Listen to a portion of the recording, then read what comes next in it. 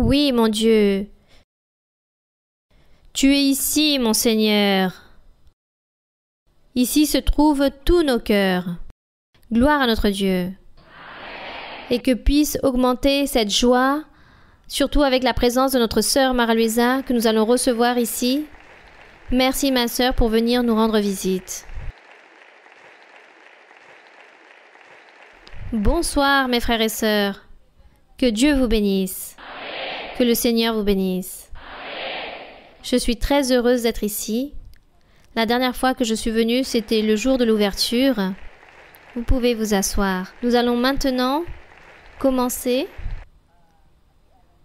avec l'enseignement, car à chaque fois que je viens visiter une église, c'est un enseignement. Le Seigneur, je m'en souviens, il y a à peu près 20 ans de cela, il disait que je devais voyager dans toutes les églises.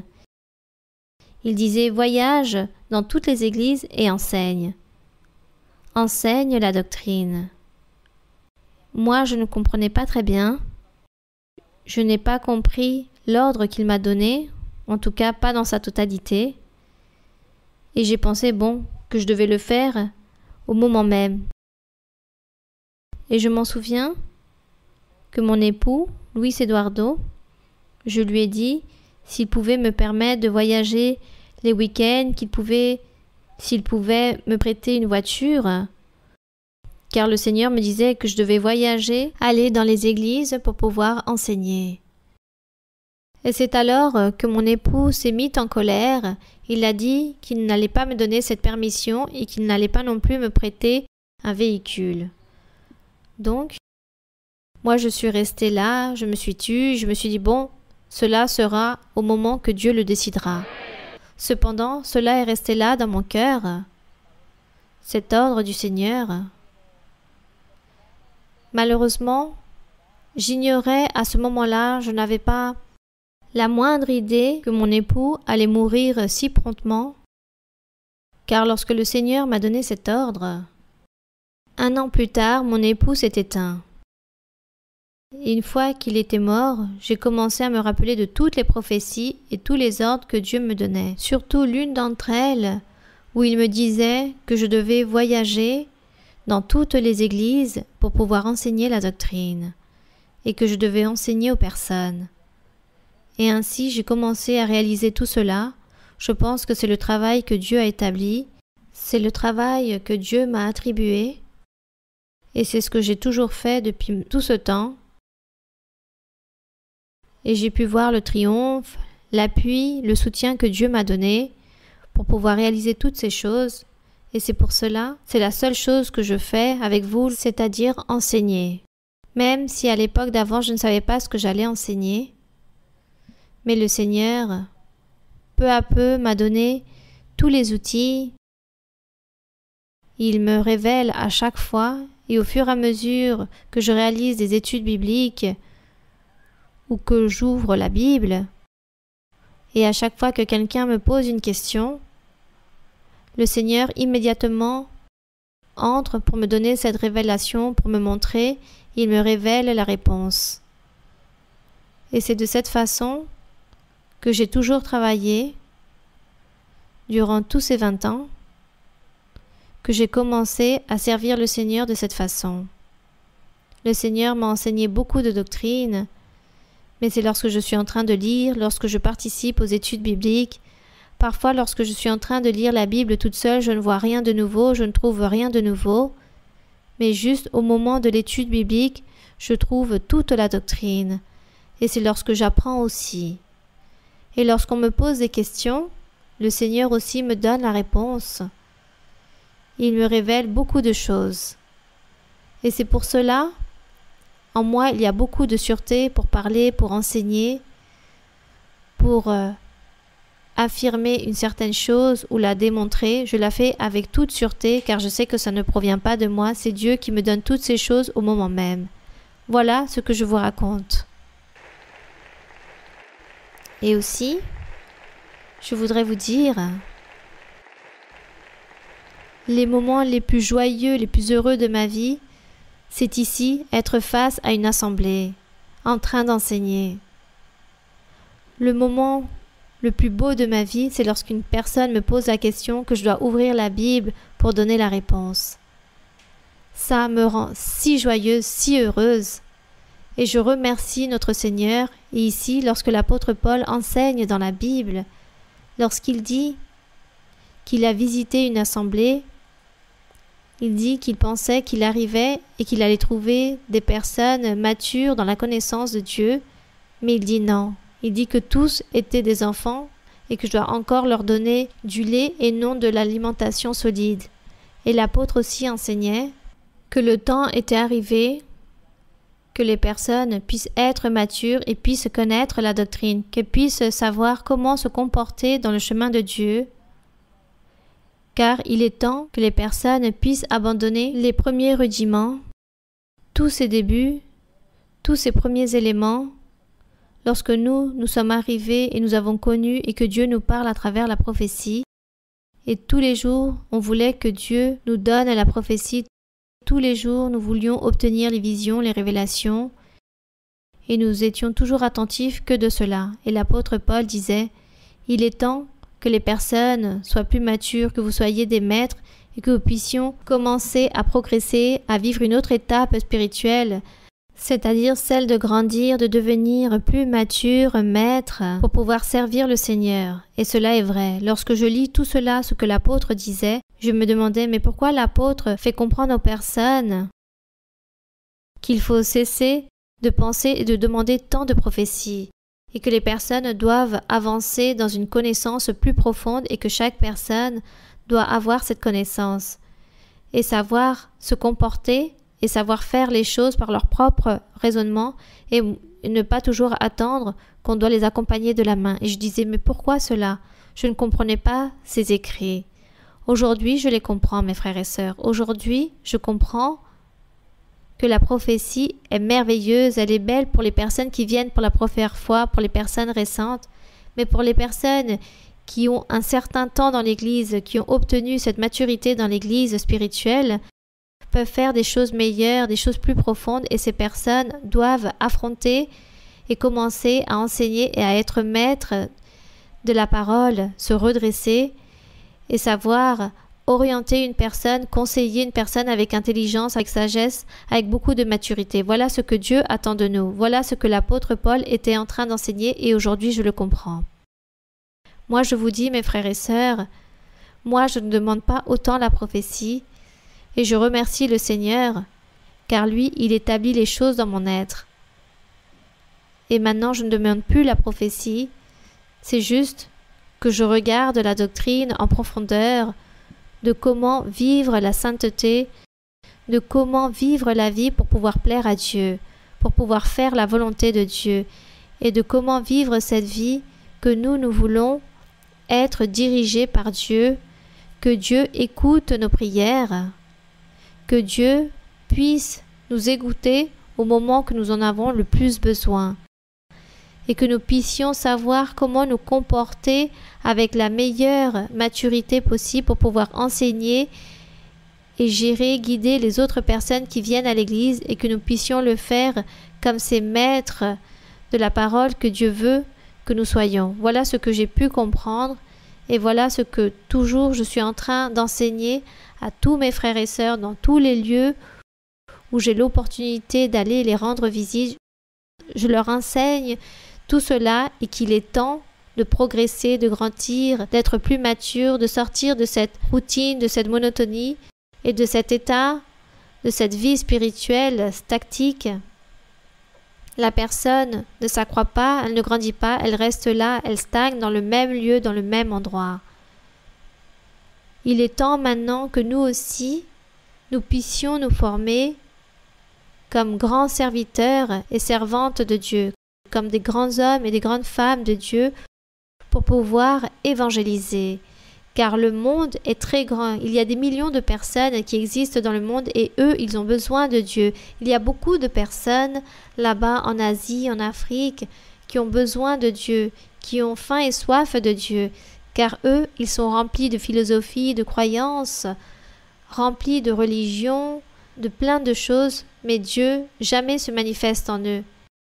Donc Dieu attend de nous tout cela. C'est pour cela qu'il nous a envoyés.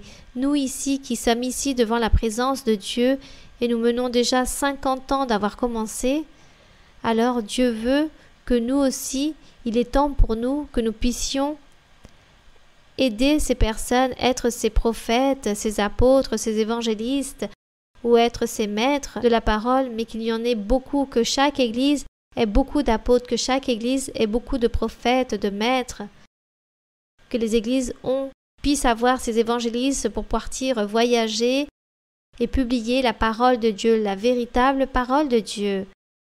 Les peu de choses que les frères et sœurs là-bas en Europe peuvent faire, les personnes arrivent de diverses religions, de diverses croyances, et les personnes sont très épanouies lorsqu'elles écoutent la prophétie, lorsqu'elles sentent que Dieu se manifeste parmi nous. Donc les personnes restent très émerveillées, très émues en disant « Dieu est avec vous, Dieu se manifeste dans ce lieu. Nous avons besoin aussi que dans mon peuple, dans ma ville, dans mon pays, que vous puissiez aller là-bas. Il existe beaucoup de personnes qui attendent qu'on puisse leur parler de Dieu. » Cela, c'est triste d'entendre parler de toutes ces personnes en train de demander et de supplier qu'on puisse venir leur rendre visite. Donc je vous raconte tout cela, mes frères et sœurs. C'est pour cela que nous devons progresser. Et pour pouvoir progresser dans notre vie spirituelle, nous devons quoi? Être à jour dans le chemin de Dieu.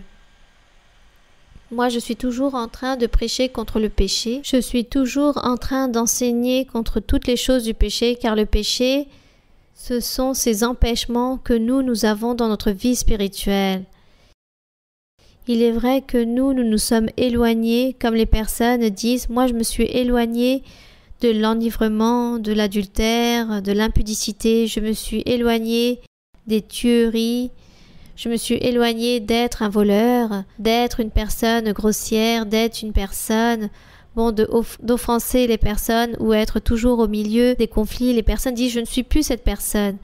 Mais il existe d'autres choses qui éloignent de la présence de Dieu de nos vies, qui est par exemple notre mauvais comportement de vivre dans la vie privée ou dans la vie intime, par exemple l'orgueil, le mensonge, l'envie, le commérage, les critiques, les murmurations, l'inconformité.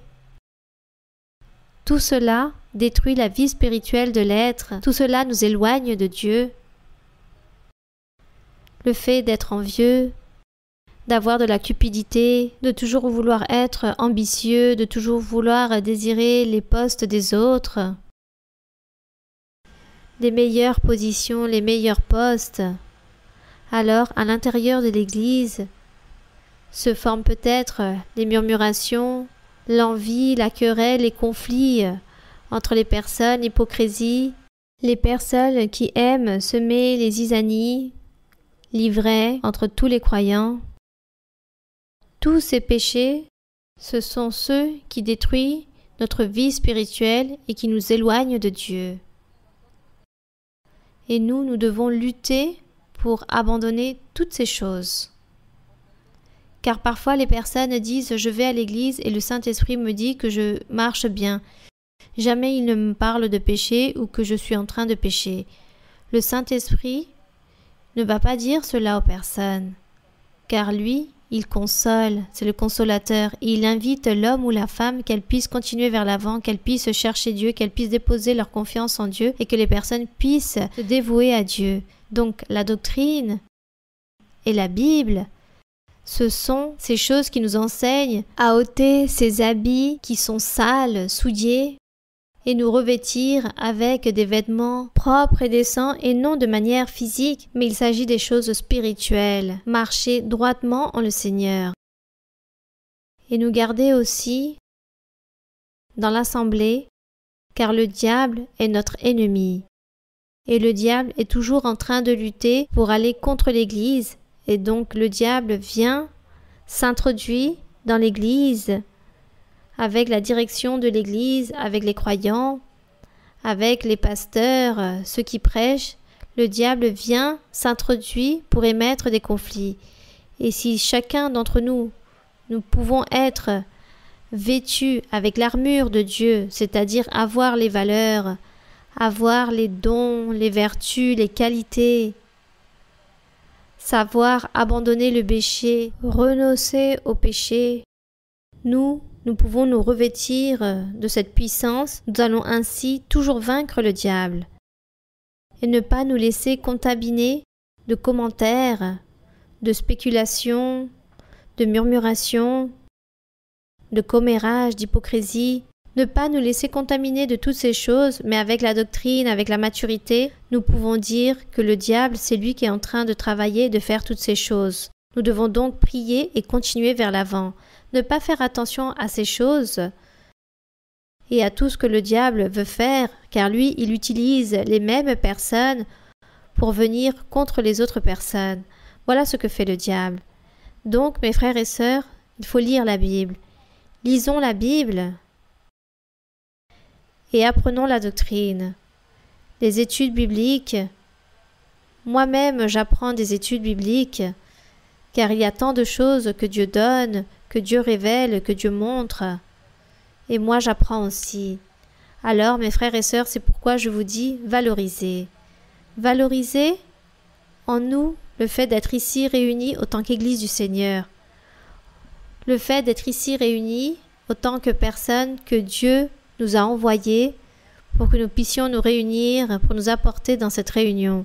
Valorisons cela. Et lisons la Bible et mettons-la en pratique. Et si nous voulons vivre une vie sainte et correcte, lisons la Bible. Et là, nous allons dire, je vais lire pour savoir qu'est-ce que je dois cesser de faire ou pas.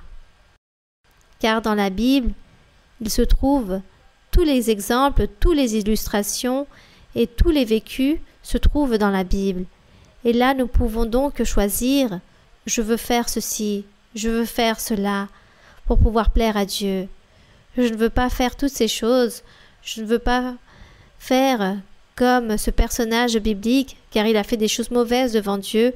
Moi, je ne veux pas faire la même chose. Je veux plaire à Dieu pour pouvoir recevoir la bénédiction de Dieu.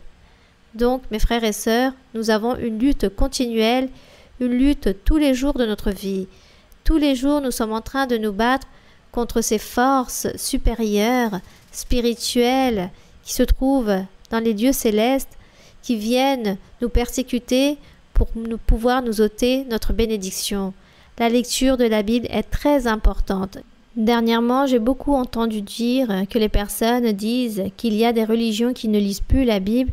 Les religions disent que cela est obsolète, mais notre Dieu est le même hier, aujourd'hui et pour toujours. Ce même Dieu qui hier a parlé avec Abraham, avec Noé, Isaac, Jacob, avec tous ces personnages, Dieu leur a donné des bénédictions, il a envoyé des châtiments à d'autres, il leur a fait des promesses, il leur a parlé. Ce même Dieu, aujourd'hui aussi, il est en train de faire la même chose avec nous. Il est en train de nous parler à travers la prophétie, des songes, des visions, il nous révèle des choses, il réalise des miracles, des prodiges. C'est le même Dieu. Et c'est le même Dieu du futur aussi. Alors, au final, nous aussi, nous allons prier à notre Dieu qu'il puisse nous aider, qu'il puisse nous donner de l'intelligence. Chacun d'entre vous, vous allez dire, Seigneur, donne-moi de l'intelligence. Car un homme intelligent ou une femme intelligente, ce sont les personnes qui craignent Dieu. Ce sont ceux qui aiment Dieu, qui cherchent Dieu et qui plaisent ou font la volonté de notre Dieu.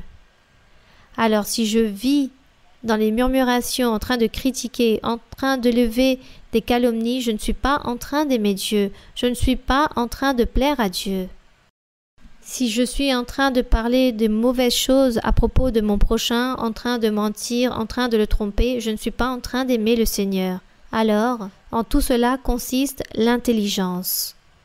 De comprendre, d'entendre les choses, le chemin que nous devons prendre pour pouvoir être proches du Seigneur. Et que Dieu nous aide. Que le Seigneur puisse chacun d'entre vous aider. Nous allons donc ouvrir la Bible dans Éphésiens 3. Nous allons ouvrir la Bible dans Éphésiens chapitre 3. où il parle ici l'apôtre Paul. Il est en train de parler aux Éphésiens et dans cette lettre, il veut mettre en évidence que Dieu lui a établi un ministère, un travail ou une fonction, car le ministère, cela signifie un travail, une fonction, quelque chose à réaliser, un devoir qui a été donné à quelqu'un, cela s'appelle le ministère. Mon travail, ma fonction, la charge que j'ai, ou ce que je dois faire ou réaliser, ça c'est le ministère. Et Dieu a donné à Paul ce ministère, et à un certain moment, Paul dit qu'il était apôtre, prophète, il était prêcheur, il était maître. C'était un ancien de l'Église. Donc lui, il avait beaucoup de responsabilités, son ministère était très grand. Et lui, il raconte que Dieu lui avait donné un travail pour évangéliser les non-juifs à l'époque, dans l'Antiquité, car nous savons qu'à l'époque, il existait 2 courants religieux dans l'Antiquité, la loi de Moïse pour les Juifs et le paganisme ou l'idolâtrie pour les autres nations qui restaient, qu'on appelait les étrangers ou les non-juifs. Et Dieu avait dit à Paul qu'il devait prêcher aux étrangers ou aux non-juifs. Il a dit aussi à Pierre qu'il devait prêcher aux juifs. À l'époque, ça c'était les courants religieux qui existaient, car les autres personnes étaient tous idolâtres, chacun avec le propre idole, mais par le fait d'être idolâtre, c'était comme une religion païenne. De ce fait, ici, Paul raconte le travail que Dieu lui a établi ici dans le chapitre 3, verset 1 d'Éphésiens. Il dit « À cause de cela, moi, Paul, il dit, le prisonnier de Christ, pour vous, païens, si du moins vous avez appris quelle est la dispensation de la grâce de Dieu qui m'a été donnée pour vous, c'est par révélation que j'ai eu connaissance du mystère sur lequel je viens d'écrire en peu de mots. » Donc lui, il dit que par révélation, Dieu lui a déclaré l'évangile de Jésus-Christ. Lui, il raconte dans Actes, l'apôtre raconte qu'il a été 2 ans éloigné de tous les apôtres, de tous les disciples du Seigneur, et que là-bas, à l'époque, le Seigneur lui avait révélé l'Évangile. Et Paul, donc, a commencé à prêcher cet Évangile. Il dit qu'il ne l'a pas reçu d'un certain apôtre, mais directement du Seigneur. Et c'est pourquoi il dit, dans le verset 3, c'est par révélation que j'ai eu connaissance du mystère. Le mystère, c'est l'Évangile de Jésus-Christ. Verset 4. En les lisant, vous pouvez vous représenter l'intelligence que j'ai due. Mystère de Christ. Le mystère de Christ aussi. C'était l'Évangile, les bonnes nouvelles que le Seigneur Jésus avait apportées, étant lui-même le chef, étant lui-même la pierre angulaire, le fondement. Cette semence, c'était ce mystère caché Jésus-Christ qui était dans l'Antiquité, c'était Jésus-Christ. Et là, le Seigneur commence à révéler sa parole, à prêcher son évangile et à parler aux personnes, que les personnes devaient croire en lui, que lui, c'était le Fils de Dieu, que lui, c'était Dieu, et que lui, c'était le chemin qu'allait mener à la vie éternelle uniquement, et non plus la loi de Moïse, ni non plus aucune autre religion païenne ou du monde, mais juste par le Seigneur Jésus.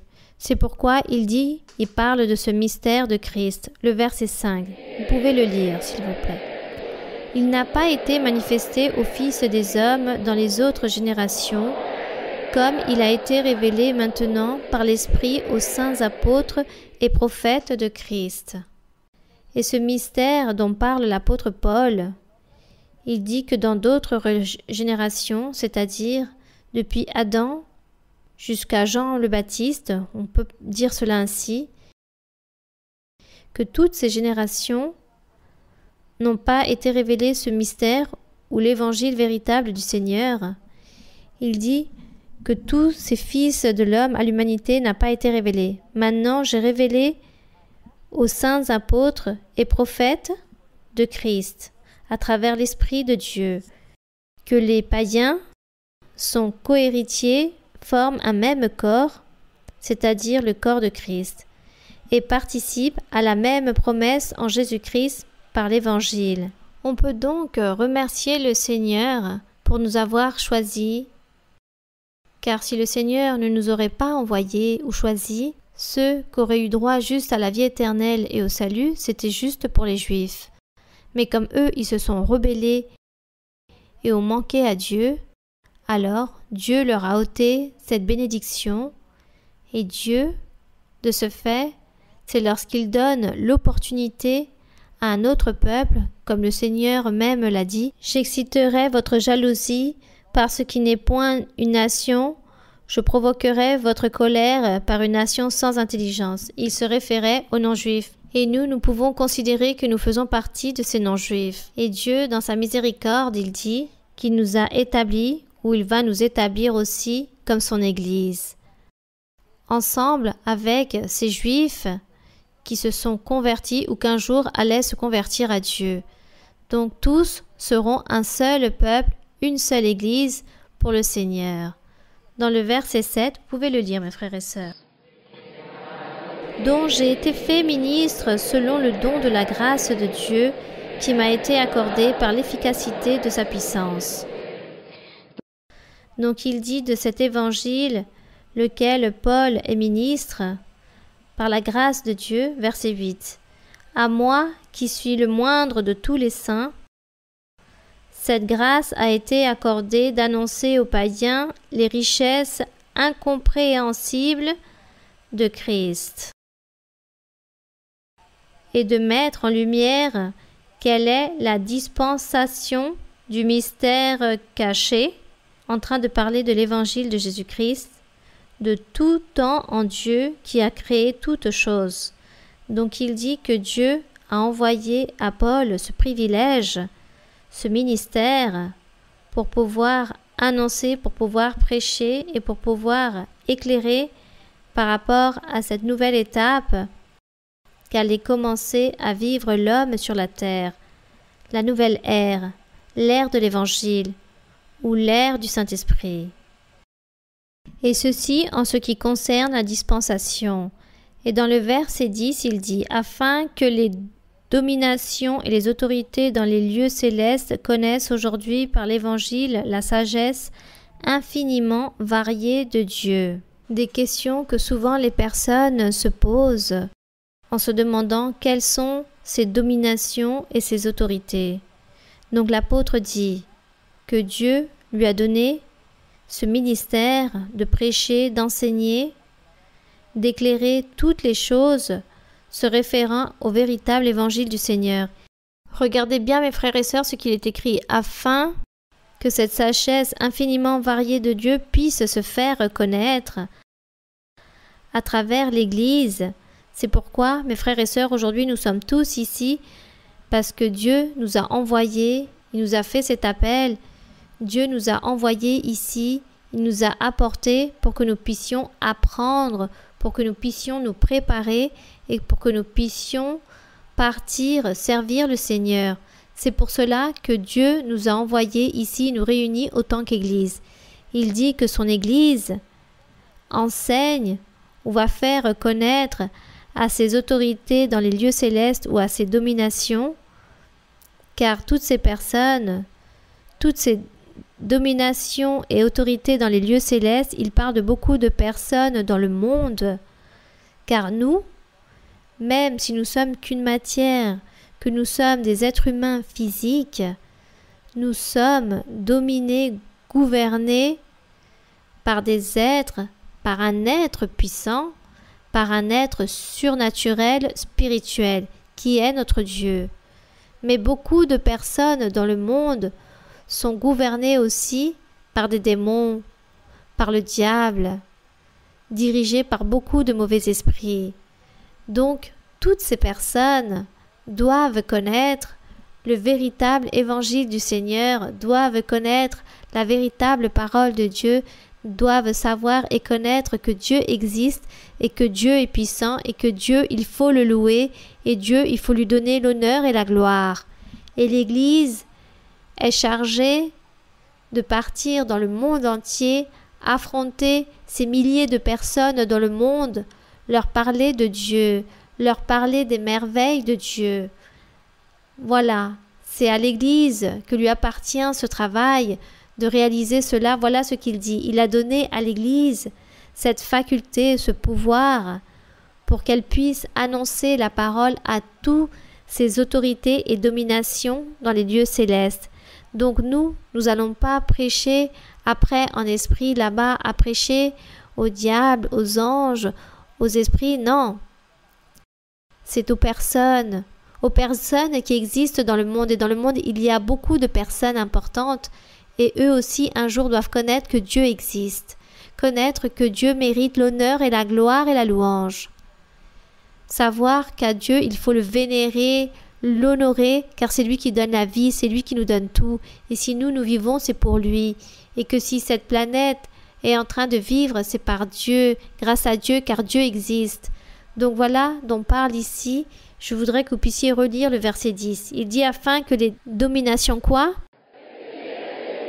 Et les autorités dans les lieux célestes connaissent aujourd'hui par l'Église la sagesse infiniment variée de Dieu, selon le dessein éternel qu'il a mis à exécution par Jésus-Christ notre Seigneur, en qui nous avons par la foi en lui la liberté de nous approcher de Dieu avec confiance. Il dit dans le verset 13, vous pouvez le lire, « Aussi je vous demande de ne pas perdre courage à cause de mes tribulations pour vous, elles sont votre gloire. » Donc lui, il dit, « Je vous demande de ne pas vous affaiblir à cause des tribulations de l'apôtre, car lui, il vivait beaucoup de tribulations, les personnes se démotivaient de voir de quelle façon il vivait les tribulations. Mais elles sont votre gloire. » Donc il dit, à cause de cela, je fléchis les genoux devant le Père, duquel tire son nom toute famille dans les cieux et sur la terre, afin qu'il vous donne, selon la richesse de sa gloire, d'être puissamment fortifié par son esprit dans l'homme intérieur.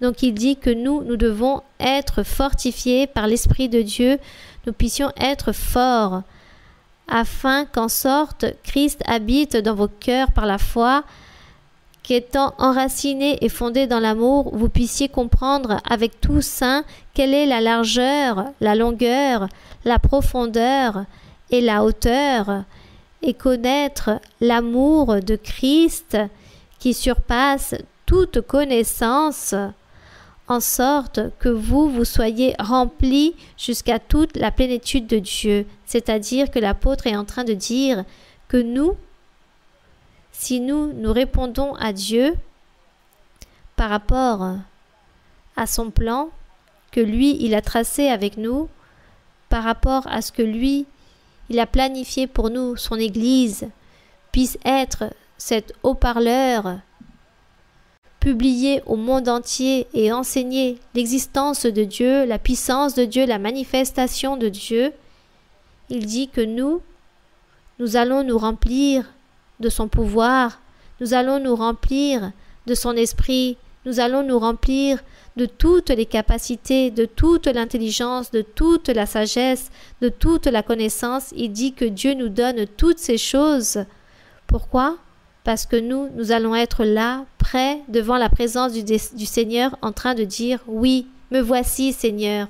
Envoie-moi, Seigneur. Je suis prêt et préparé pour te servir. » Alors, revêtis-nous, Seigneur, avec toute cette armure, car nous voulons partir pour te servir, travailler dans ton œuvre, dans ta vigne, pour évangéliser.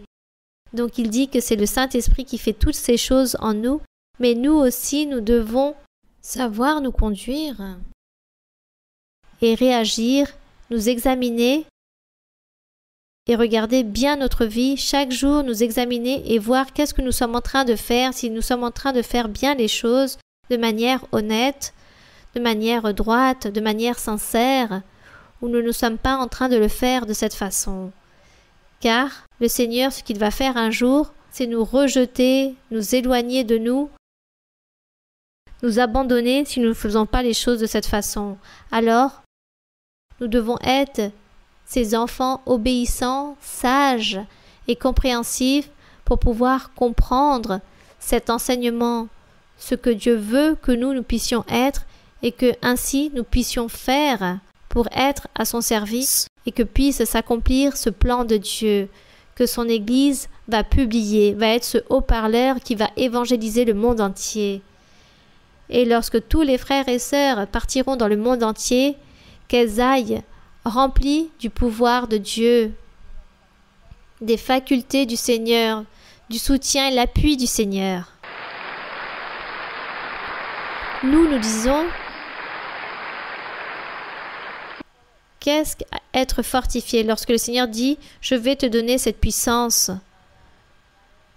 pour pouvoir chasser les démons ou pour pouvoir ôter des sorcelleries ». Alors nous disons « Dieu donne le pouvoir ». Mais qu'est-ce que le pouvoir? Le pouvoir, c'est comme une autorité, comme une capacité, comme un appui, comme un ordre que Dieu donne à la personne. Il la faculte, il lui dit à cette personne « Pars, impose les mains et réprimande tous ces mauvais esprits et tous ces démons partiront, ils chasseront, les maladies sauteront de cette personne. » Demande pour les pétitions, et c'est là où Dieu est en train de donner ses promesses, en train de nous donner des ordres. Là, il est en train de nous donner le pouvoir.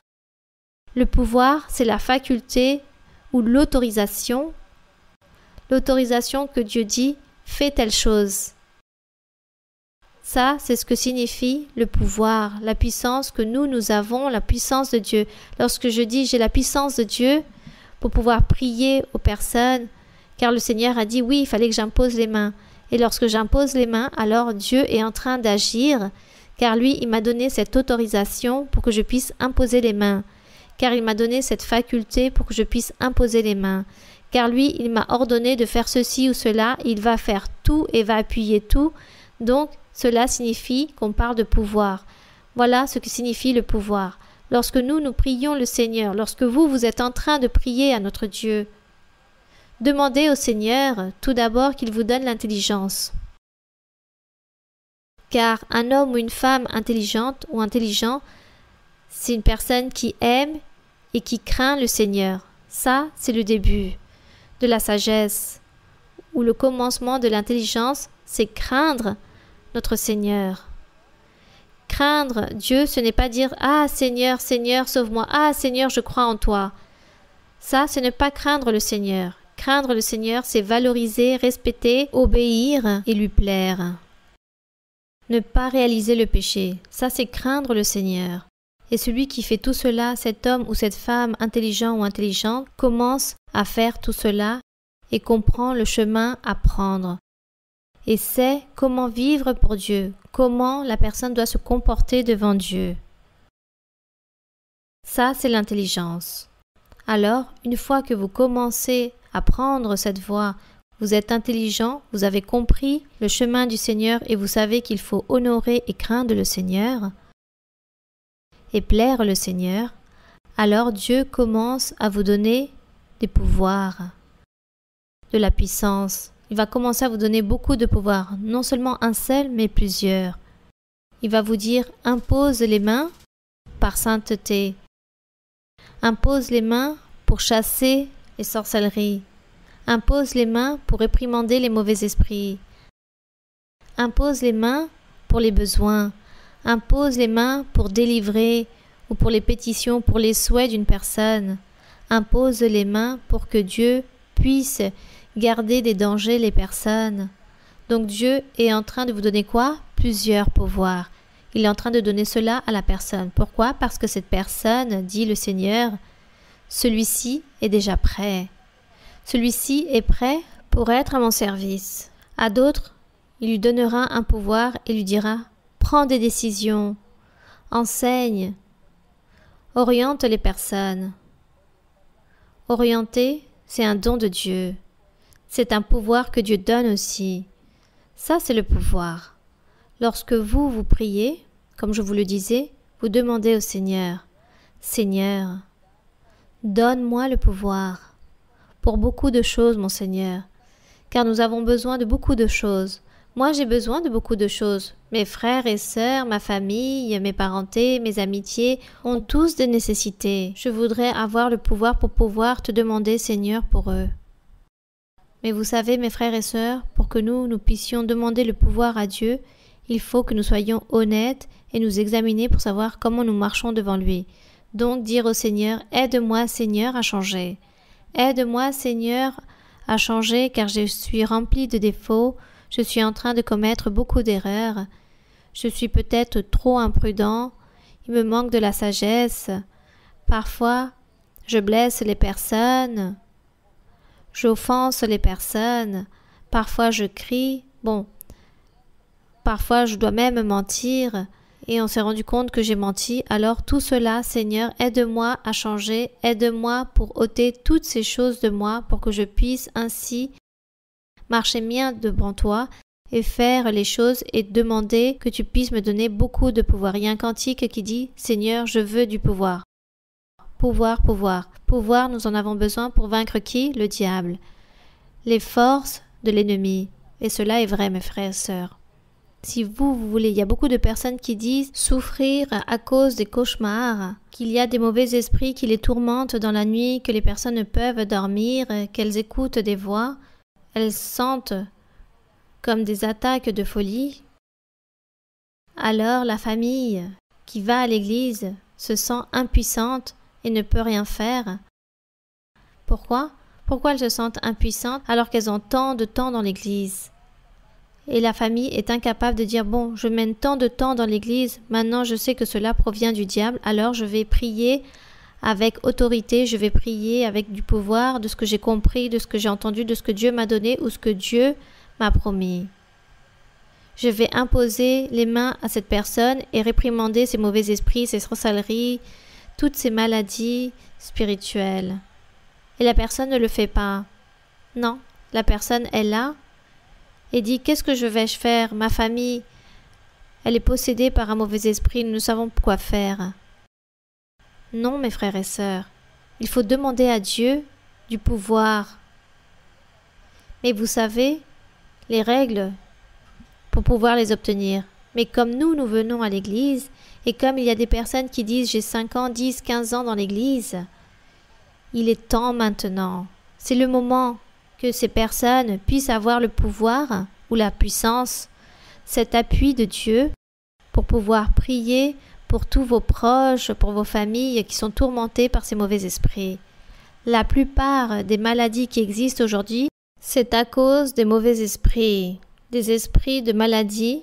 Nous avons donc besoin d'un pouvoir de Dieu pour imposer les mains et réprimander ces mauvais esprits de maladie. Nous avons donc besoin du Seigneur et nous avons besoin que Dieu nous aide, mais aussi que nous soyons sincères et que nous puissions reconnaître au Seigneur beaucoup de choses pour qu'il puisse nous aider à changer, pour que Dieu puisse toujours être avec nous et nous donner la victoire, le triomphe et qu'il nous aide le Seigneur, car du contraire, qu'est-ce que nous deviendrons? Toute la vie en train d'attendre de la part du pasteur? Non. Si le pasteur n'est pas là, c'est le seul qui peut prier. C'est le seul que nous devons appeler pour imposer les mains. Non, mes frères et sœurs. Tous, chacun d'entre nous, nous avons le droit et le devoir d'être plus matures et de commencer à servir le Seigneur et avoir cette maturité et cette connaissance pour travailler. Pour pouvoir travailler non seulement avec ceux qui sont à nos côtés, mais le jour où le Seigneur puisse permettre que nous devons partir et évangéliser. Amen. C'est cela, mes frères et sœurs. Moi, en tant que témoignage, je vais vous raconter que là-bas, en Floride, il y a à peu près 14 ans de cela, que maintenant que je vis là-bas en Floride, lorsque j'étais toute récente, lorsque je suis arrivée, il y a eu un ouragan. Je ne connaissais pas par rapport aux ouragans, combien ils pouvaient être si forts.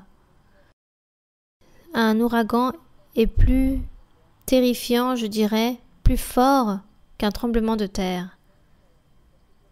Et moi, j'ai vécu cet ouragan, et c'est vraiment quelque chose que je n'ai pas du tout aimé. Moi, j'ai beaucoup prié le Seigneur. Je priais tellement le Seigneur ce jour-là de l'ouragan, et je disais, comme un tremblement de terre dure à peu près 6 secondes, je pensais que l'ouragan allait être la même chose. Je priais et qu'ensuite cela allait disparaître, et cela ne fut pas ainsi. Cela a duré toute la journée. Ce fut quelque chose de très impactant, de très désagréable. Il y a eu beaucoup de destruction, et moi je priais le Seigneur et je disais, Seigneur, je ne veux pas vivre à nouveau un ouragan. Je préfère vivre un tremblement de terre, mais pas un ouragan. J'ai prié le Seigneur et le Seigneur m'a fait une promesse. Et le Seigneur m'a dit, non, ne t'inquiète pas. Tant que tu seras là, il n'y aura plus d'ouragan. Ou du moins, pas aussi fort que celui-ci. Et je vous raconte, mes frères et sœurs, que chaque année, à chaque fois on annonce qu'il y aura des ouragans, moi je prie et le Seigneur les dévie. Le Seigneur les éloigne et les affaiblit. Et cette année aussi, il y avait un ouragan qui allait venir très fort vers Porto Rico. Tout d'abord, il allait venir par Porto Rico. Immédiatement, j'ai pensé à l'église et j'ai prié le Seigneur. Seigneur, l'église se trouve à Porto Rico. Sois miséricordieux et ne me permets pas que cela arrive là-bas. Et au moment que l'ouragan allait arriver, Dieu l'a dévié. Et ensuite, après, l'ouragan a continué sa route, est arrivé aux Bahamas et a détruit les Bahamas. Là-bas, aux Bahamas, il a tout détruit. Cette ville a été totalement détruite, beaucoup de personnes sont mortes. Et ensuite, celui-ci allait aller en Floride et les pronostics disaient qu'il devait embarquer toute la Floride. Cet ouragan, c'était le plus fort de tous les ouragans qui avaient existé, car la plupart sont à peu près d'une 4e catégorie et celui-ci avait le niveau 5. Celui-ci était donc prêt pour passer par la Floride. Donc j'ai prié le Seigneur, j'ai clamé le Seigneur et le Seigneur m'a dit « Ne t'inquiète pas, celui-ci ne va pas passer, il sera affaibli. » Et de ce fait, de cette façon, je remercie le Seigneur, car c'est juste prier pour les besoins. Prier et demander au Seigneur pour tous nos besoins, et que Dieu est là pour nous écouter. Et c'est ce que nous tous, nous avons besoin. Tous, nous avons besoin de cela. Ce n'est pas juste de la part du pasteur ou de la personne face à un pupitre, mais vous aussi, chacun d'entre vous, vous avez le droit d'avoir ce pouvoir, ou que pouvons-nous dire que Dieu vous écoute, ou que Dieu appuie, ou que Dieu puisse écouter votre prière.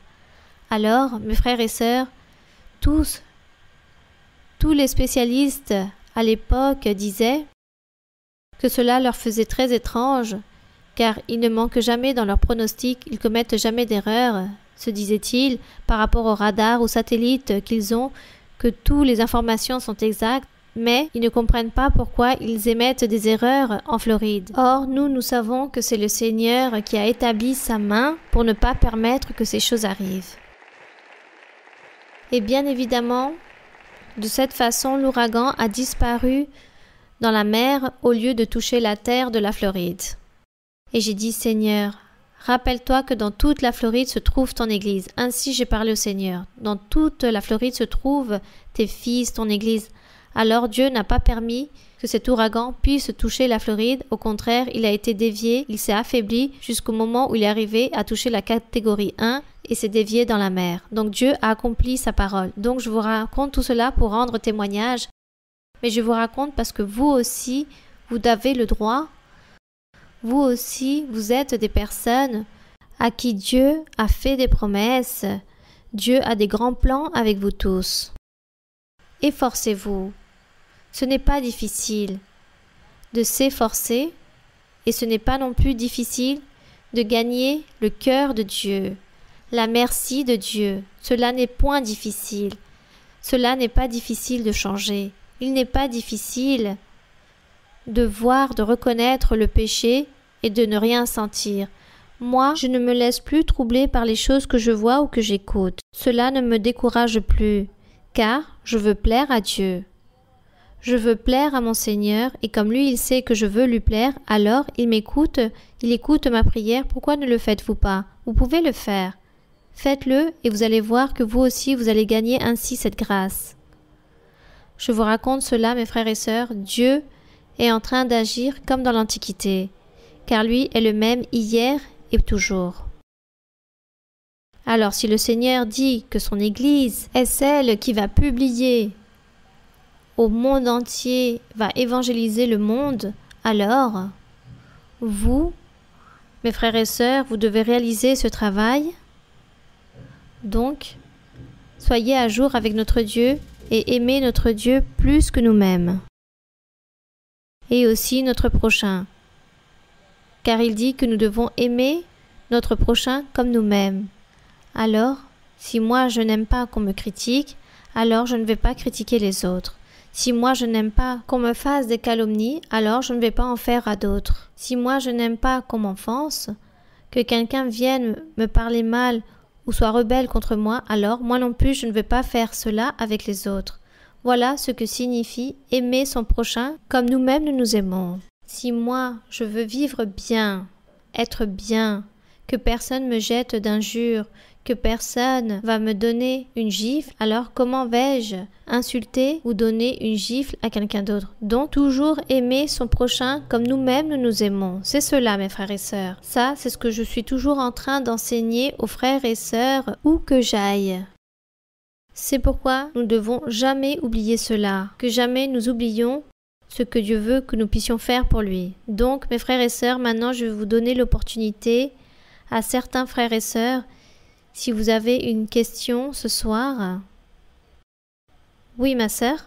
Bonsoir, ma sœur Mara-Luisa. Nous sommes très heureux et très reconnaissants envers Dieu de recevoir cette grande bénédiction que vous puissiez venir aujourd'hui nous visiter. Dans le psaume 83, verset 13, il dit « Mon Dieu, rends-les semblables au tourbillon, au chaume qu'emporte le vent. » Ma question est par rapport à ce verset.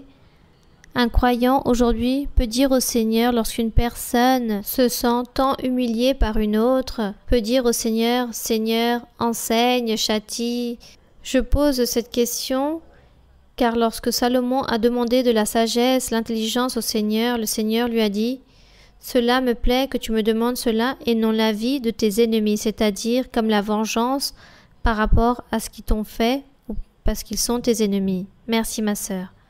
Lorsque quelqu'un nous réalise tous ces méchancetés, nous sommes en train de parler des personnes du monde qui vont nous faire ce genre de méchanceté, n'est-ce pas? Non des personnes de l'Église. Lorsqu'on est en train de nous humilier, peut-être que ça soit dans le travail, dans nos études, dans l'entreprise, ce que vous devez faire, c'est dire « Seigneur, regarde telle personne qui est en train de me maltraiter, qui est en train de m'humilier, elle me crie. Elle dit qu'elle est envieuse, qu'elle veut me chasser du travail. Regarde toute cette personne, ce qu'elle fait contre moi. Réalise la justice. Garde-moi et protège-moi de ces personnes que le diable est en train de me persécuter à travers ces personnes. » Voilà ce qu'il faut dire au Seigneur. Ne demandons pas la vengeance. Ne demandons pas au Seigneur « Châtie et fais ceci ou cela. » Non, il ne faut pas demander la vengeance, mais plutôt demander au Seigneur de la justice et dire « Seigneur, regarde ce qui est en train de m'arriver, garde-moi, protège-moi et enlève toute tromperie de mon chemin. Aide-moi, Seigneur. » Et le Seigneur commencera à nous donner la victoire, le triomphe et nous aidera. Mais faites attention à ne pas être vengeur et ne pas dire au Seigneur qu'il châtie une personne. Non, Dieu saura de quelle façon il va châtier la personne. Voilà ce que nous devons faire. Bien, y a-t-il une autre question? Oui, mon frère. Ma très chère sœur Mara-Luisa. Pour moi, réellement, c'est un grand honneur de me diriger à vous.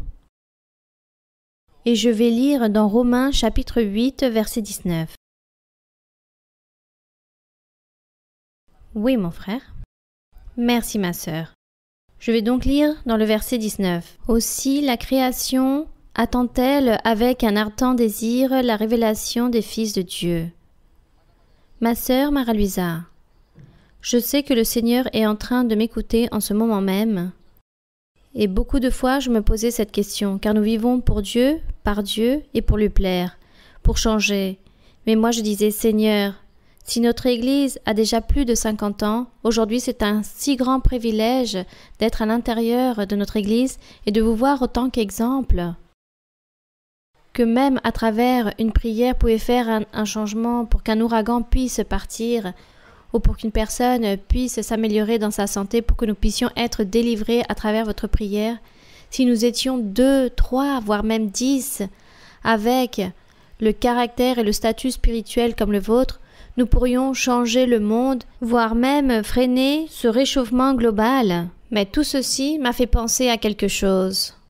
Si cela était ainsi, alors le diable se lèverait contre notre Église. Il ferait comme dans un temps passé, lorsque les rois faisaient des choses pour persécuter les chrétiens, pour qu'on puisse les livrer en prison. Il n'y aurait plus de liberté religieuse, car aujourd'hui, grâce au mouvement politique Mira, grâce à la fondation aussi, nous sommes en train de réaliser tant de choses, des outils que le Seigneur est en train de nous donner pour lever et garder son Église jusqu'à la deuxième venue de notre Seigneur Jésus-Christ. Ma question, ma sœur Marie-Louisa, est donc la suivante. Que se passe-t-il? Bien, très bien la manière dont vous êtes en train de penser, mais aussi rappelons-nous la chose suivante. Le Seigneur Jésus-Christ a fait une promesse de son Église, car il a dit que les portes de l'enfer, c'est-à-dire le diable, n'allait pas pouvoir vaincre l'Église. Alors, sûrement, oui, peut-être, le jour que Dieu établira tant de prophètes, comme il est écrit dans Éphésiens 4, 11, que Dieu allait établir beaucoup de prophètes, d'évangélistes, de maîtres dans son Église, pour pouvoir évangéliser le monde entier, pour montrer avec son pouvoir des miracles et des prodiges, tant de choses que le Seigneur fera pour que les personnes puissent croire que Dieu existe, non pour qu'elles se convertissent, car de toute façon, non tous vont se convertir, mais au moins les personnes vont reconnaître qu'il existe un Dieu. Donc oui, viendra la persécution, mais l'Église ne va pas se terminer. Si certains vont mourir, d'autres vont continuer à vivre et à grandir pour servir le Seigneur, jusqu'au jour où l'Église prendra les règnes, le gouvernement. Ça, c'est la promesse que Dieu fait. Il dit que lui et son Église seront en train de gouverner.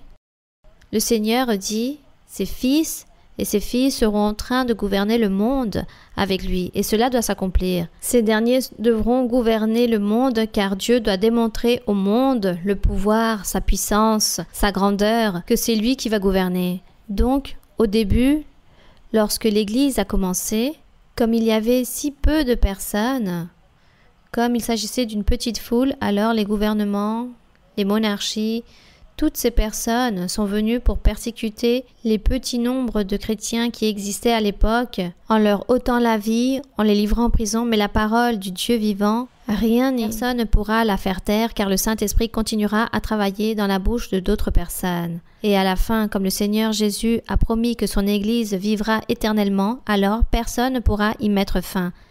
Oui, peut-être, il y aura des jours de tribulation sur certains serviteurs ou servantes de Dieu, mais de toute façon, va s'accomplir ce que Dieu a parlé par rapport à son Église, que ses enfants seront les seigneurs, les maîtres et gouverneront le monde, car Dieu l'a dit, donc cela se produira ainsi. Mais nous, par exemple, nous aspirons pas à arriver à connaître ces jours, n'aspirons pas cela, mais du moins, pendant que nous sommes en vie, faisons des choses grandes pour notre Dieu. Faisons tout ce que nous pouvons faire pour notre Dieu, afin que nos futures générations puissent recevoir cet exemple, qu'ils puissent voir cet exemple et le suivre dans les jours suivants, en train de lutter et réaliser le travail. Et de ce fait, Dieu nous récompensera selon nos propres efforts. Oui, continuons vers l'avant. Bonsoir ma sœur, que le Seigneur vous bénisse. J'ai une question de la Bible, ma sœur, si vous me le permettez, dans le 2e livre de Corinthiens, chapitre 5, verset 1. 2 de Corinthiens, chapitre 5, verset 1. Oui, je peux lire, ma sœur? Nous savons en effet que si cette tente où nous habitons sur la terre est détruite, nous avons dans le ciel un édifice qui est l'ouvrage de Dieu, une demeure éternelle qui n'a pas été faite de main d'homme. Aussi nous gémissons dans cette tente, désirant revêtir notre domicile céleste, si du moins nous sommes trouvés vêtus et non pas nus.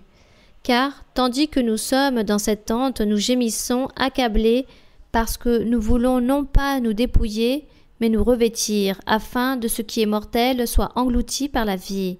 Et celui qui nous a formés pour cela, c'est Dieu, qui nous a donné les arts de l'esprit. Ma sœur Mara-Luisa, en méditant en ces versets, est venu en moi certains versets de la Bible, où on mentionne ces demeures célestes. Dans les psaumes, il est écrit « Que tes demeures sont aimables, ô Dieu des armées ». Puis l'apôtre Paul aussi, dans d'autres versets, il dit la chose suivante. Il y a aussi un corps animal, mais aussi un corps spirituel. Et le Seigneur Jésus-Christ a dit aussi que lui, il allait préparer des demeures aussi pour nous dans le ciel. Excusez-moi ma sœur si je me trompe. Ce corps spirituel dont parle l'apôtre Paul fait référence aussi avec ces demeures célestes dans les cieux, et si à la fois il s'agit de notre même vie éternelle. En méditant ces versets, j'ai commencé à réfléchir dans une expérience que le Seigneur Jésus-Christ avait reçue lorsqu'un jour les démons prièrent le Seigneur pour qu'il puisse les envoyer dans des pourceaux qui se trouvaient proches d'eux, comme si d'une certaine façon ils étaient tourmentés s'ils ne vivaient pas dans un corps. Alors, on dirait qu'il est très important que Dieu puisse nous donner un corps spirituel lorsque nous allons gagner la vie éternelle. Ça, c'est ma question, ma sœur. Eh bien, ainsi comme vous l'avez compris, ici l'apôtre dit que nous sommes dans ce corps physique, qu'il est terrestre, donc il va périr. Mais Dieu a pour nous préparé un temple là-bas, dans l'éternité, qu'il y aura un temple où nous allons être, et ça, ce sont les mystères du Seigneur. Car ici, il dit que le temple du Seigneur, c'est l'Église. Que l'Église est son temple, le cœur de l'homme, c'est son temple.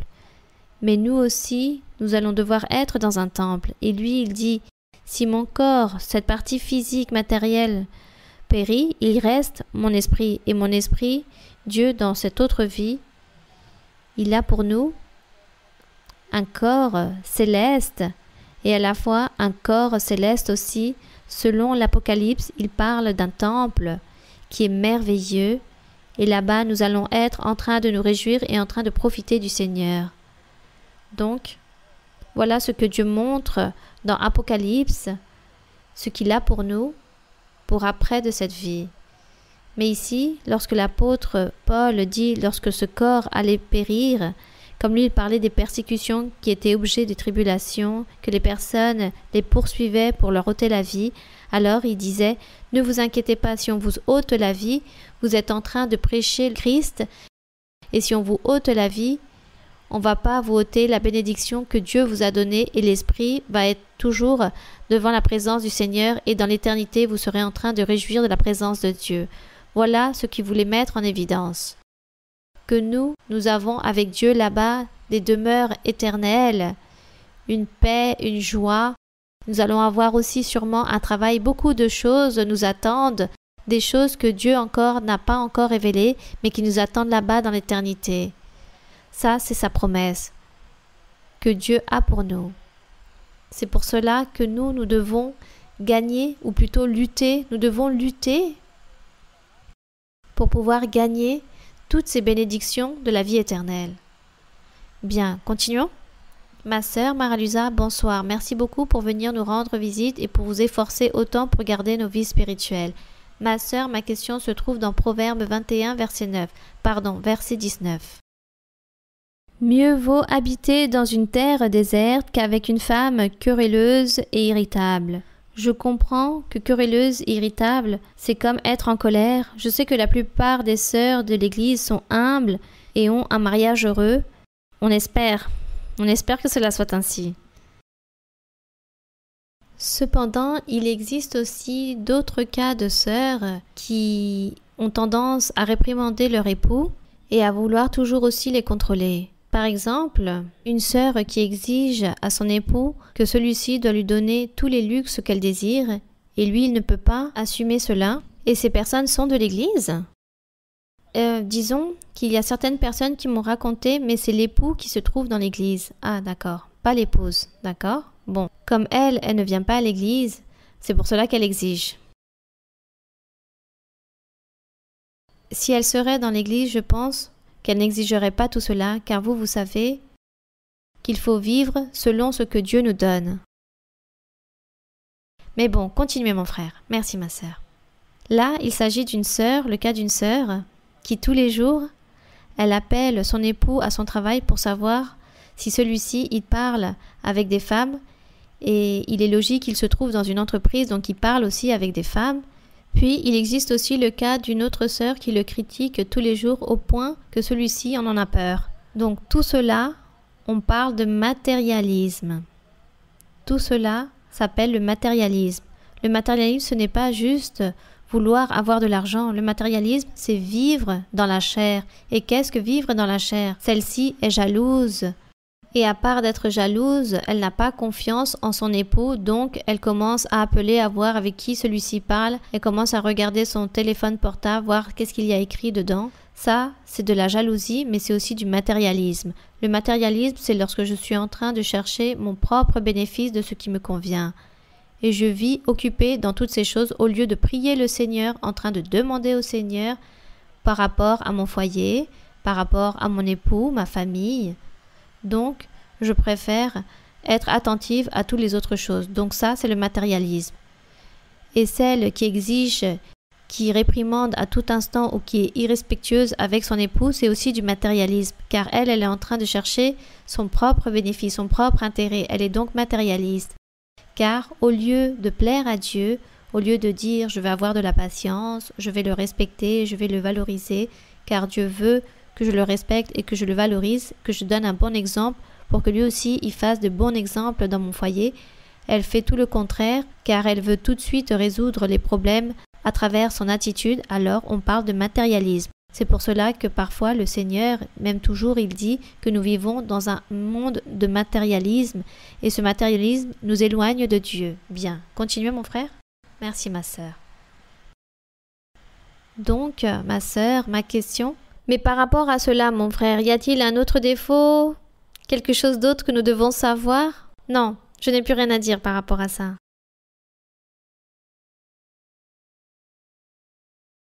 Ma sœur, donc réellement, je n'ai plus rien d'autre à ajouter. Mais ma question est, lorsqu'une femme est si exigeante et si dominatrice, est-il correct que l'époux doit l'écouter et doit se soumettre à ce qu'elle demande?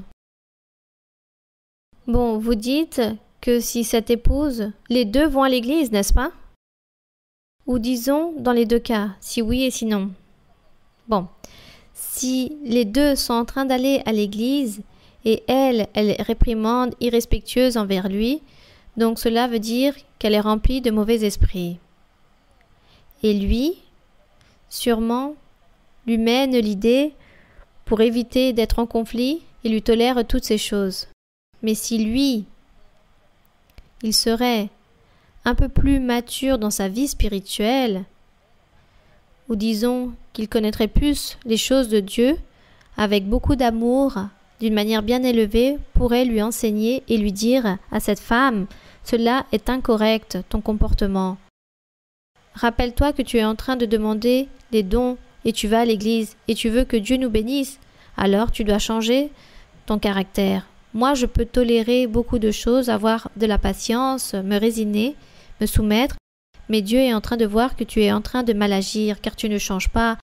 Plaît plutôt au Seigneur, change et demande les dons spirituels. Voilà ce que l'époux pourrait lui conseiller. Si lui, il a de la doctrine et réellement il craint le Seigneur et plus mature qu'elle, alors il pourrait lui enseigner cela en disant « Va plutôt à l'église ».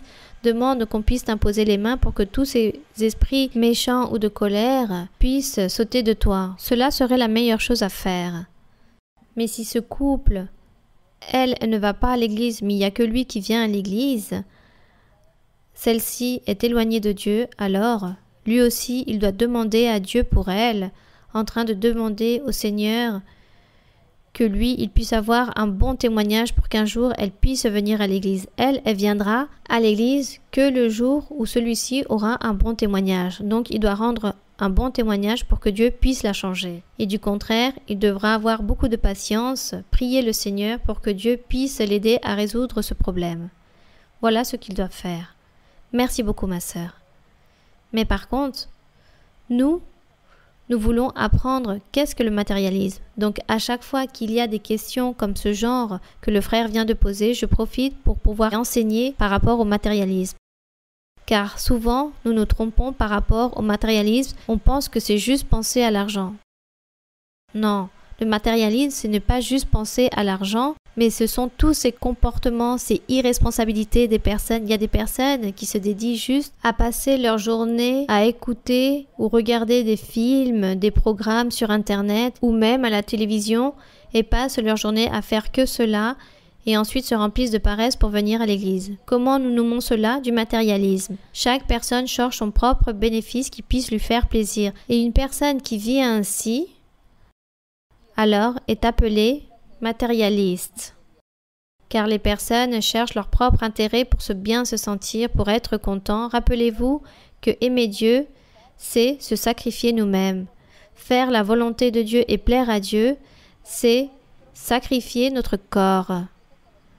On dit que nous sommes un sacrifice vivant pour Dieu, où nous devons sacrifier tant de choses qui nous produisent tant de plaisir. Nous devons les mettre de côté, ne pas les faire, pour pouvoir plaire à Dieu.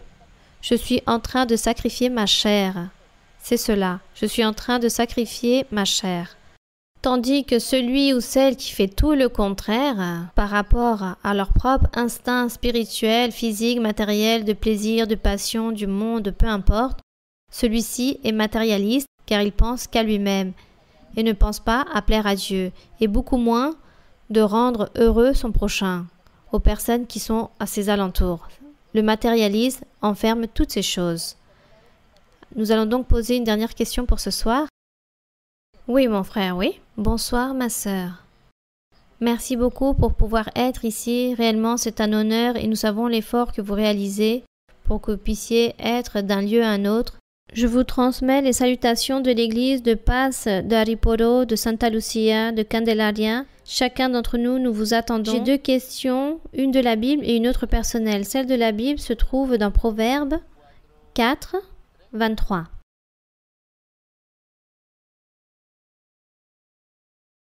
Oui, mon frère.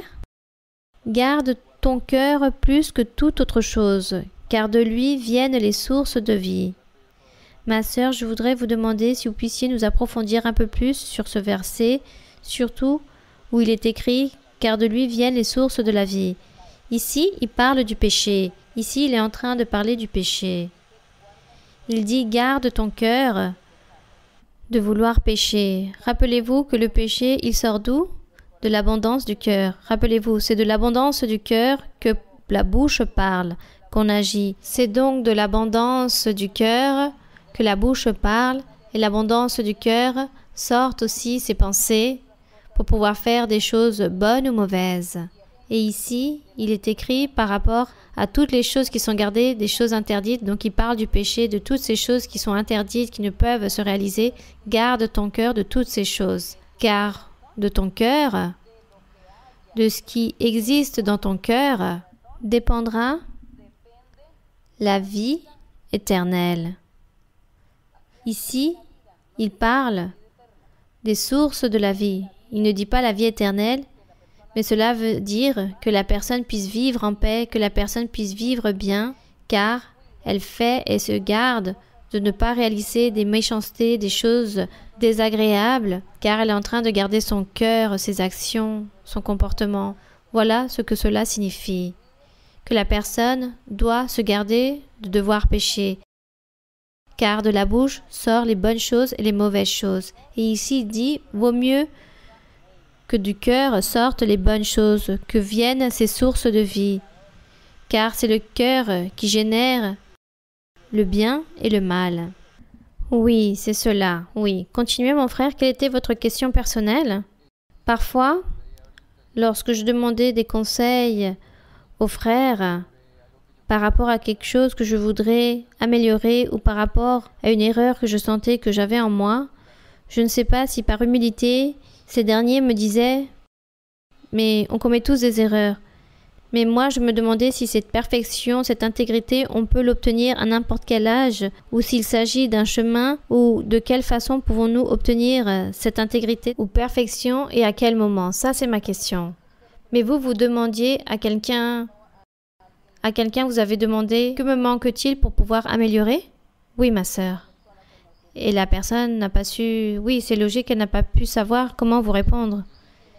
Et si on me demande cela, moi, je dirais à la personne, vous êtes le seul à savoir qu'est-ce qu'il vous manque. Ne me demandez pas à moi. Vous seul, vous savez, votre conscience. Votre conscience vous enseigne comment vous faites les choses et de quelle façon est votre vie, comment est votre foyer.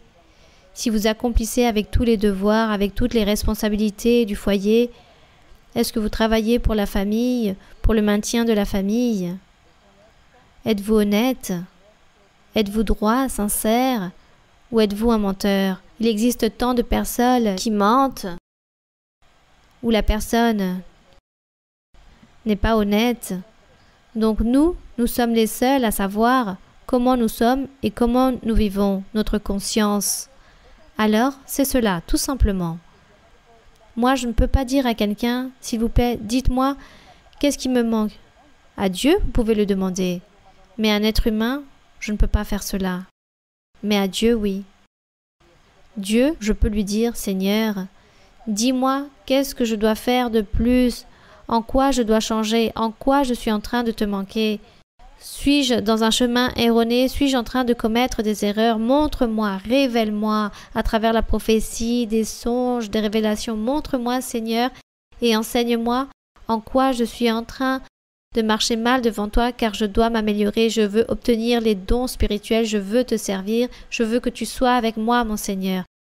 Qu'au moins il puisse écouter mes prières. Voilà ce que nous devons faire. Et donc, il est incorrect que la personne puisse nous dire « Non, nous avons tous des erreurs. » Non. Tous, nous devons nous mettre à jour et nous devons tous arriver à être intègres. Car ainsi dit la Bible et dit le Seigneur que l'Église, que les personnes doivent arriver à être parfaits. Les hommes et les femmes de Dieu doivent obtenir cette intégrité dans leur vivant, non après la mort. C'est en étant vivant que nous devons obtenir cette intégrité ou cette perfection. Mais la perfection, je vous ai toujours enseigné aux frères et sœurs que la perfection, ce n'est pas comme quelqu'un peut l'imaginer qui est en train de marcher dans les airs, qui ne boit pas, qui ne dort pas, qui ne mange pas parce qu'il est parfait, non. La perfection, l'intégrité, c'est avoir cette capacité dans son être, avoir la capacité dans son être d'abandonner et de renoncer au péché, en disant je ne veux pas faire ceci ou cela, je ne vais pas le faire, je ne vais pas offenser, je ne vais pas humilier, je ne vais pas mentir, je ne vais pas me venger. Bon, je ne vais pas maudire les autres car je ne veux pas déplaire à Dieu. Donc moi, je peux avoir peut-être de la colère, mais je vais savoir me contrôler. Je ne vais offenser personne car cela déplaît au Seigneur. Je vais avoir de la patience. Je vais me taire, je vais supporter. Je vais continuer à aimer et je ne vais pas garder de la rancune ou des choses mauvaises dans mon cœur, car je veux plaire à Dieu. Lorsque vous avez toutes ces capacités de savoir résister, de savoir renoncer toutes ces choses négatives, alors on dit que vous êtes dans ce grade de la perfection, de l'intégrité. Vous êtes en train de commencer à marcher vers l'intégrité, à être intègre, parfait, car vous avez ces capacités de ne pas tomber dans le piège, dans la tentation, dans la méchanceté, de vouloir envier les autres, ou de vouloir sentir de la cupidité, de l'ambition, ou de regarder de mauvaise façon les personnes, ou de sentir de la colère contre quelqu'un. Lorsque vous ne faites plus cela, car vous avez cette capacité de savoir renoncer à toutes ces choses et vous êtes une personne bien élevée, humble, simple. Lorsque vous sentez tout cela, alors vous pouvez dire « Je suis en train d'entrer dans le chemin de la perfection, gloire au Seigneur. » Car maintenant, tout cela ne me touche plus. Peu m'importe toutes ces choses. Si on m'a offensé, je ne sens aucune rancune contre les autres, aucune colère, je ne vais pas me venger, je ne vais pas parler mal de cette personne, je ne ressens plus rien dans mon cœur, rien de cela. Alors, on peut dire, je suis en train de commencer à entrer dans le chemin de l'intégrité, de la perfection. Et lorsque vous êtes une personne capacitée pour pouvoir réprimander le diable, pour chasser et renoncer le péché, le piège, l'épreuve, peu importe, alors vous êtes dans le chemin de l'intégrité, de la perfection. Regardez l'exemple qu'a vécu le Seigneur Jésus-Christ. Le Seigneur Jésus-Christ a dit que lui, étant lui-même Dieu, il s'est comporté comme un homme, comme un être humain. Pourquoi? Pour nous démontrer que l'être humain, il peut changer, que l'être humain peut être intègre et parfait. Voilà ce qu'a voulu nous démontrer le Seigneur, que nous, autant qu'êtres humains, nous pouvons être parfaits devant Dieu et nous pouvons aussi chasser l'ennemi et renoncer au péché. C'est pour cela que le Seigneur Jésus-Christ s'est comporté comme un être humain. Et comment a été sa vie? Une vie parfaite. Cependant, il dit que lorsqu'il y avait les marchands dans le temple, lui, il a senti cette colère, il a pris un fouet, il a donné des coups de fouet à tous. Et les personnes disent « Oh, le Seigneur s'est irrité ». Et l'irritation, c'est le péché. Cette colère n'était pas un péché, car le Seigneur était en train de défendre les choses de Dieu et en train d'enseigner aux personnes que les personnes devaient respecter le temple, qui le temple, à l'époque, était le temple du Seigneur. Donc Dieu, ce qu'il a voulu faire, c'est réprimander les personnes pour que les personnes puissent respecter les choses de Dieu. Nous, il peut nous arriver aussi, si un jour quelqu'un vient blasphémer ou manquer de respect par rapport à notre Dieu, alors nous nous remplissons de colère et nous réprimandons cette personne. Et nous ne permettons pas que les personnes puissent manquer de respect à notre Dieu. Et avec cela, nous ne sommes pas en train de commettre un péché. Alors regardons l'exemple du Seigneur. Et vous allez voir, mes frères et sœurs, que nous devons arriver à être intègres, parfaits. Nous devons être parfaits. Les apôtres, Paul, lui, il disait qu'il était arrivé à son temps, il avait fini sa carrière, il ne restait plus rien d'autre à faire. Lui, il s'est senti comme un homme intègre. Il pouvait dominer son péché, renoncer au péché, ne plus le pratiquer, réprimander et enseigner. Voilà ce qu'il a fait, voilà ce qu'ont fait les apôtres. Cela, il nous a donné le Seigneur Jésus-Christ cet exemple, et il dit que ses fils, les enfants de Dieu, ne pratiquent pas le péché. Alors, les enfants de Dieu existent, ils doivent exister, et ceux qui ne pratiquent pas le péché, on dit qu'ils vivent une vie comment? Parfaite.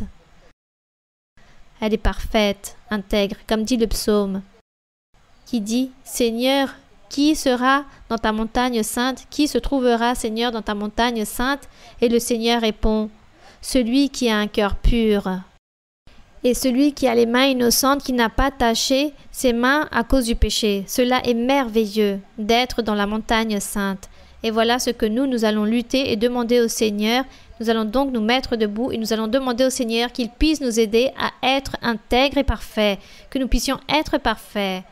Pourquoi pas? Si Dieu dit que ses enfants seront parfaits, ils rendront témoignage dans le monde entier, ils seront ses prêcheurs, ses haut-parleurs en train de mener la parole du Seigneur dans le monde entier. Gloire à notre Dieu, béni soit notre Père céleste. Merci Seigneur. Toi, mon Seigneur, tu rends témoignage ou tu as été témoin de ce soir, des enseignements, de la méditation de ta parole. Toi, Seigneur, tu nous as écoutés. Et toi, mon Seigneur, je sais que tu t'es plu, car tous les cœurs ont été disposés pour toi. Et nous voulons apprendre.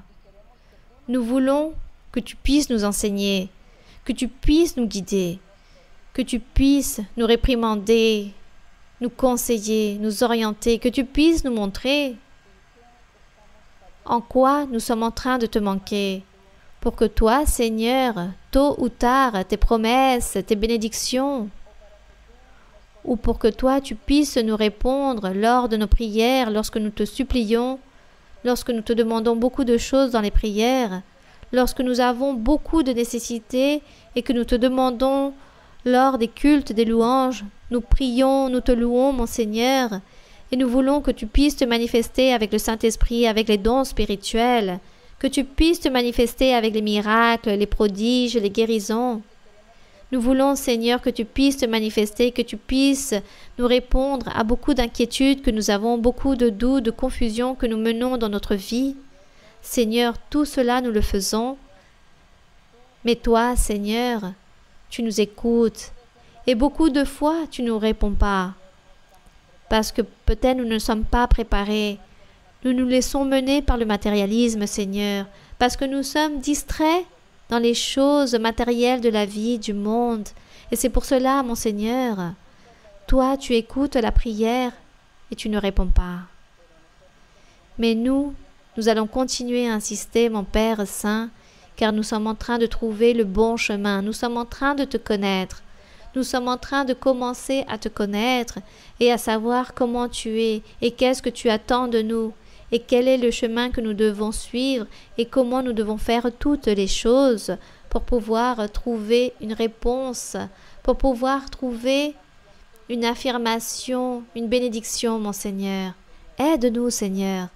Nous faisons tout cela, mon Seigneur, mais nous sommes toujours en train d'espérer en toi, que tu puisses nous aider pour pouvoir comprendre ton chemin, ta parole, et regarde, Seigneur, aussi, qu'il existe beaucoup de personnes liées par des mauvais esprits qui ne leur permettent pas de réfléchir, d'avoir des pensées sensées. Le diable les a attachés, les a liés, en train de souffrir beaucoup de maladies aussi. À cause de tout cela, mon Père, je te demande de la miséricorde et je te demande aussi, Seigneur, que nous sommes aujourd'hui ici présents devant ta présence, en train de méditer, en train de réfléchir, en train de penser à toutes ces choses, mon Seigneur. Mais toi, Seigneur, tu es notre Dieu d'amour, notre Dieu de miséricorde, ce Dieu puissant. Tu es grand, Seigneur, tu es grand dans le pardon, tu es rempli de miséricorde. Nous déposons cette confiance en ta miséricorde, Seigneur, et c'est pourquoi aujourd'hui nous sommes en train de te clamer ton nom, que tu puisses te détendre avec ta main toute puissante, miséricordieuse, sur chacun d'entre nous. Sur toutes les personnes qui se trouvent malades, qui ont des maladies incurables, sur toutes les personnes qui ont des maladies remplies de sorcellerie, d'envoûtement, de malédiction.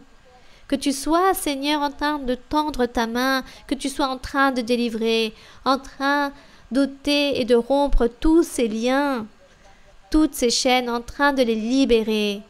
Et que toi, Seigneur, aussi, dans ta grande bonté, nous te demandons, Seigneur, que tu puisses écouter nos supplications, nos nécessités. Il y a beaucoup de besoins et tu les connais. Le travail, les dettes, le toit, les vêtements, la nourriture, des problèmes dans le foyer, des conflits familiaux, mon Seigneur, des incompréhensions. Je te demande, mon Père, que tu puisses être miséricordieux par rapport à toutes les choses, car tu es bon. Sois encore plus bon envers nous et aide-nous, Seigneur. Établis-nous, élève-nous et donne plus de force pour continuer vers l'avant. Change notre mauvais comportement de vivre et aide-nous, Seigneur, pour que nous puissions vivre la vie sainte et droite et intègre que toi, tu veux que nous puissions mener pour te plaire, mon Seigneur. Aide-nous, Seigneur, à faire ta volonté. Aide-nous, Seigneur, à te plaire.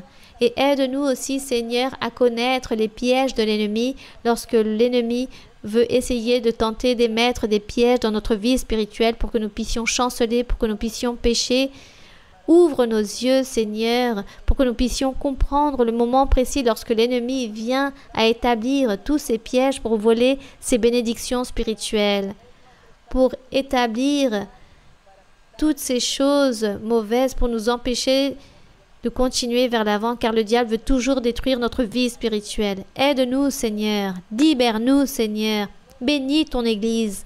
Bénis tes enfants, tes fils, tes filles. Bénis-les, Seigneur. Et tends ta main toute puissante, que tu sois en train de verser des bénédictions à tous, du progrès, des triomphes et des bénédictions à chacun, dans les choses spirituelles et matérielles. Enseigne-nous à prier, enseigne-nous à louer ton nom, et enseigne-nous, Seigneur, à chercher ton chemin et à suivre droitement dans ce chemin. Merci, mon Père céleste. Au nom glorieux de Jésus-Christ, ton Fils aimé. Nous te le demandons tout cela, Seigneur. Garde-nous dans le chemin du retour et donne-leur une bénédiction à chacun, Père Saint. Ôte toute dureté de cœur, toute pensée obscure pour que chacun puisse comprendre ton chemin, ta parole, et qu'ils puissent tous pratiquer la parole. Gloire à ton nom pour toujours. Merci Seigneur, au nom de Jésus-Christ. Que la gloire et l'honneur soient pour notre Dieu. Merci beaucoup. Merci beaucoup mes frères et sœurs. Que le Seigneur vous bénisse. Merci, merci, merci à chacun d'entre vous. Merci beaucoup. Que Dieu vous bénisse énormément.